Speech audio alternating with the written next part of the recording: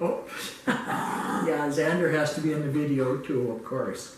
So, for those of you, if you do not know me, my name is Paul Black, and I'm just going to share a little bit of my journey dealing with prostate cancer. I've done updates occasionally because I know there's a lot of people that are concerned and care about what goes on with that for me. So I'm just gonna kind of let you know where we're at with it. I actually started this journey back in 2015, and I'm not going to go through the whole story, but that was the first time my PSA, or prostate specific antigen, was beginning to rise. And so it turned out by 2017 the PSA was going up at a rate that brought real concern to my urologist, and in turn had a prostate biopsy and came back not good at all, and had some scans at the Hibbing Hospital, and it was a very short time. I was headed down to the Mayo Clinic and had my prostate removed. And so what's been going on with that is, after they removed the prostate, the cancer had spread beyond the prostate, which is not good news. It's not what a person wants to hear. It had gone into 5 of 26 lymph nodes that they had removed. And then in 2019, once again, I went to the Mayo Clinic, and they did a bunch of scans, and they found that there were a couple spots of the cancer on my pelvic bone. And so you might think, you're toast or whatever.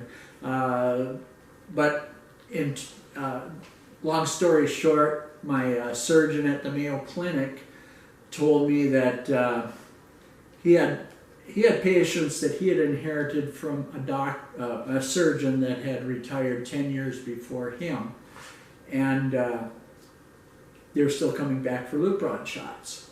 And so I said, so you figure I've got some time left, or a few years left? And he looked at me and said, no, decades.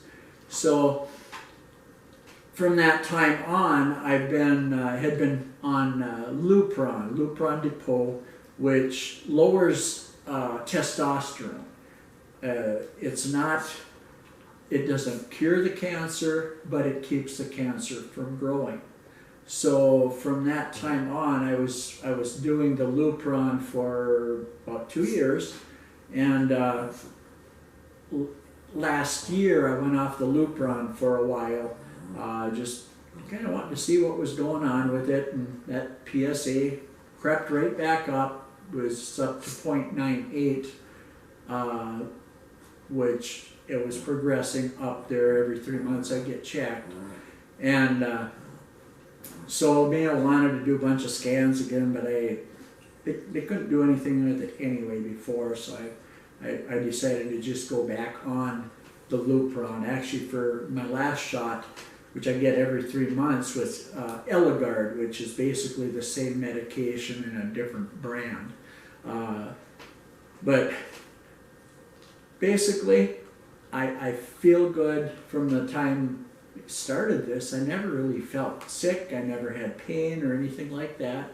So I'm just grateful that the Lupron, I said I'd never go on chemotherapy, but turns out, guess what Lupron is? It is a chemotherapy that it's a hormone therapy. So it reduces testosterone. That in turn helps keep the prostate cancer from growing, because testosterone drives that prostate cancer to makes it grow. So, but anyway, I've got another checkup here in a couple of weeks. I'll be getting another PSA test, because I went back on Lupron, actually Eligard, like I was saying, a little less than 3 months ago. So I'll be getting another shot of this medication, and I'm fully expecting that PSA to be dropping down. It had been running consistently at 0.02, which anything below 0.1 is considered undetectable for cancer. So I'm expecting, after I get the PSA test, I've been back on this chemotherapy, if you will, for nearly 3 months again, so I'm expecting that PSA to go down, and I feel fine. I do everything I normally would do, other than, as one brother at my church, I said the Lupron drops your testosterone, it tends to drop my energy. And I do feel that somewhat, and he looked at me, he says, well, did it ever occur to you that maybe part of it could be you're getting older? So, yeah, there's that all. There could always be that. So, anyway, so the one thing I just, from the beginning of this, you first hear you have cancer, it sounds like, this could be terminal or whatever, and but knowing that whether I live here or I go to be with the Lord, I'm okay. Either way, I'm grateful to have more time with my family, with my wife, my children and grandchildren, and so that's a blessing. I'm expecting to be around for a while if that's my plan. But when it comes down to it, I have as many days as God gives me, and I'm gonna try to utilize those days. Just a little snippet. I was going down to Northeast Region Corrections before COVID hit, and one night I was on my way down, beautiful sunny day, and I was thinking, guys are going to be out playing baseball instead of being at Celebrate Recovery tonight. It might only be 1 or 2 guys, and I felt like the Lord, not audibly, but in my spirit, He said, what's one soul worth? And it kind of took me back, because I realized that even if one guy shows up, it's worth the drive down there, an hour each way. And so that's still kind of what makes life worth living, is for me, it's one more soul. I want to see one more person come to Jesus. I believe that if I were to die today, I'm a born-again believer in Jesus Christ.